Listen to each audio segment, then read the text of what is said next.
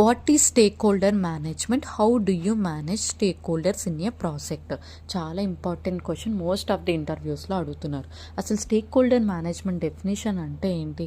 Stake holder management is a process of identifying all the stakeholder involved in a project, understanding their expectation and maintaining the effective communication with them throughout the project management's life cycle అని చెప్పండి.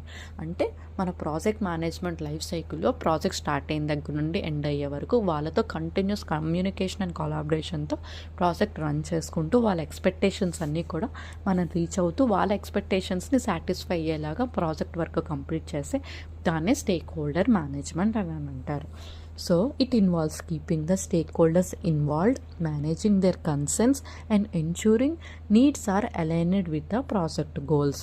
Stakeholders ఏమైనా confirmation ఇచ్చినా ప్రతి దానికి కూడా వాళ్ళకి information ఇస్తూ, because project need to be transparent, ప్రాజెక్ట్లో ట్రాన్స్పరెన్సీ మెయింటైన్ చేయాలి.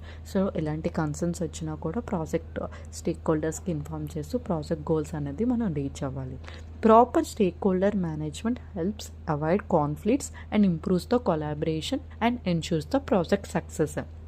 కంటిన్యూస్గా ప్రాజెక్ట్లోని కొలాబరేషన్ అనేది ఉండడం వల్ల స్టేక్ హోల్డర్స్తోని కాన్ఫ్లిక్ట్స్ అనేది డిక్రీజ్ అవుతుంది అండ్ ఆల్సో ప్రాజెక్ట్ సక్సెస్ చాలా ఎక్కువగా ఉంటుంది. And how do you manage the difficult and important stake holders? So మన ప్రాజెక్ట్లో వచ్చిన స్టేక్ హోల్డర్స్ని ఎలా మేనేజ్ చేస్తారు? ఇది కూడా ఇంపార్టెంట్ క్వశ్చన్. సో అలా అడిగినప్పుడు ఏమైనా ఆన్సర్ చేస్తారంటే, ఫస్ట్ పాయింట్ అంటే we should identify all the stakeholder involved in the project. మన ప్రాజెక్ట్లోనున్న అన్ని స్టేక్ హోల్డర్స్ని ఇన్వాల్వ్ చేసి మనం ఐడెంటిఫై చేయాలి మన ప్రాజెక్ట్లో. అండ్ నెక్స్ట్ ఏంటి? Analyse their roles and influence, who is important. అంటే మన ప్రాజెక్ట్లోని ఎంతమంది స్టేక్ హోల్డర్స్ ఏ వర్క్ చేస్తారు, వాళ్ళకి ఎలాంటి రెస్పాన్సిబిలిటీస్ ఉన్నాయో మనం అనలైజ్ చేయాలి. Number 3, understanding there expectations and needs. So వాళ్ళకి మన దగ్గర నుండి ఎలాంటి ఎక్స్పెక్టేషన్స్ ఉన్నాయో అవి ఎలా కంప్లీట్ చేయాలో అది కూడా మనం ఐడెంటిఫై చేయాలి. నెక్స్ట్ 4th పాయింట్ ఏంటి? And prioritise the stakeholders based on the impact and the interest. Project goals బట్టి ఎంత ఇంపార్టెంటో మనం ఫస్ట్ స్టేక్ హోల్డర్స్ని ప్రయారిటైజ్ చేయాలి. నెక్స్ట్ ఏంటి? Create a stakeholder register, అంటే లిస్ట్ ఆఫ్ స్టేక్ హోల్డర్స్. మన ప్రాజెక్ట్లో ఇన్వాల్వ్ అయిన ప్రతి స్టేక్ హోల్డర్స్ని కూడా మనం ఐడెంటిఫై చేసి ఒక లిస్ట్ ప్రిపేర్ చేయాలి. Next develop a communication plan.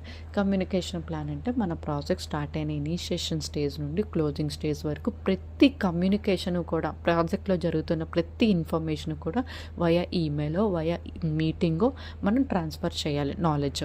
So అప్పుడే మన ప్రాజెక్ట్లో ట్రాన్స్పరెన్సీ ఉందని మీనింగ్. నెక్స్ట్ ఇంపార్టెంట్ ఏంటి? Decide how often to communicate, whether daily, weekly or monthly. అంటే మన ప్రాజెక్ట్లో review, status and governance call ఉంటాయి. విత్ ఎవరితోని? స్టేక్ హోల్డర్స్తో ఉంటుంది. మనం డిసైడ్ అవ్వాలి ప్రాజెక్ట్ స్టార్ట్ అయినప్పుడు డైలీనా, వీక్లీనా, మంత్లీనా అలా పెట్టుకొని మన కమ్యూనికేషన్ ప్లాన్ అనేది షెడ్యూల్ చేసుకోవాలి. నెక్స్ట్ ఏంటి? 8th point, share the regular project updates. ఎప్పుడైతే మనం కాల్స్ పెట్టుకుంటామో as per time line, as per schedule మనం ఎంత కంప్లీట్ చేసామో ట్రాన్స్పరెన్సీ ఉంటూ మనం ప్రాజెక్ట్ యొక్క అప్డేట్స్ క్లయింట్స్కి ఇన్ఫామ్ చేయాలి. నెక్స్ట్ ఏంటి? Keep stakeholder informed about the progress. మన కరెంట్ ప్రాజెక్ట్ ప్రోగ్రెస్ కూడా ఇన్ఫార్మ్ చేయాలి. And also listen to their feedback and concerns. After that మన స్టేక్ హోల్డర్స్ని వచ్చాక వాళ్ళ యొక్క కన్సర్న్స్ అన్నీ, ఫీడ్బ్యాక్ అన్నీ కూడా మనం నోట్ చేసుకోవాలి. And address issues quickly and clearly.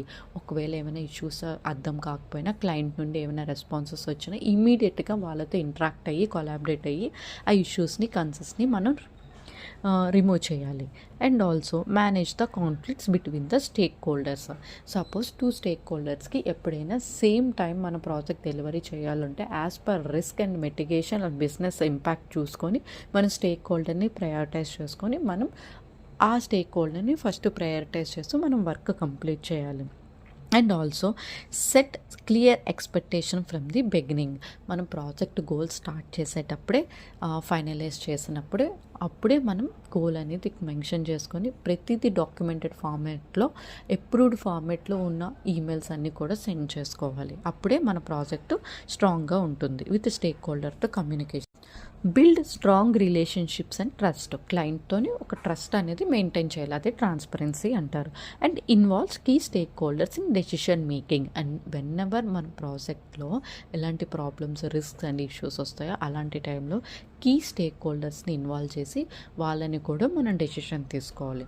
And also ensure the transparency in the project activities. Project యాక్టివిటీస్లో జరిగిన ప్రతి కీ మైల్ స్టోన్ను, ప్రతి కీ యాక్టివిటీ మనం నెక్స్ట్ స్టెప్కి వెళ్ళేటప్పుడు వాళ్ళ డెసిషన్ తీసుకొని ప్రాజెక్ట్ ట్రాన్స్పరెన్సీ మెయింటైన్ చేయాలి. And also provide the project status reports regularly. కంటిన్యూగా మన స్టేటస్ రిపోర్ట్స్ కూడా వాళ్ళకి పెడితే మనకి వాళ్ళ ప్రాజెక్ట్ స్టేటస్ అర్థమవుతుంది వాళ్ళకి. And also escalate issues when ever required. If మనం హ్యాండిల్ చేయలేనప్పుడు మన క్లయింట్కి ఇష్యూస్ అనేది ఎక్స్ప్లెయిన్ చేయాలి. ఈ ఇష్యూస్ వల్ల మన ప్రాజెక్ట్ డిలే ఉంది, సో మేము వాటిని మిటిగేట్ చేస్తాము అని ప్రతిదీ ఇన్ఫామ్ చేయాలి. And also adjust the communication based on the stake holder needs. When ever requirement ఉంటే అప్పుడు ఒక ప్రాపర్ కమ్యూనికేషన్ డైలీయా, వీక్లీయా, మంత్లీ అనేది మనం అడ్జస్ట్ చేసుకోవాలి. And also ensure the stake holder satisfaction until the project completion. మనం వర్క్ చేస్తుంది క్లయింట్కి కాబట్టి మన ప్రాజెక్ట్ సాటిస్ఫాక్షన్ క్లయింట్ అవ్వాలి కాబట్టి క్లయింట్ ఎక్స్పెక్టేషన్స్ మీట్ అయ్యేటట్టు మన ప్రాజెక్ట్ అనేది కంప్లీట్ చేయాలి. సో ఈ వీడియోలో ఎలాంటి డౌట్ ఉన్నా కూడా కింద కామెంట్ బాక్స్లో మెన్షన్ చేయండి, నేను ఎక్స్ప్లెయిన్ చేస్తాను. Thank you. Please subscribe my channel.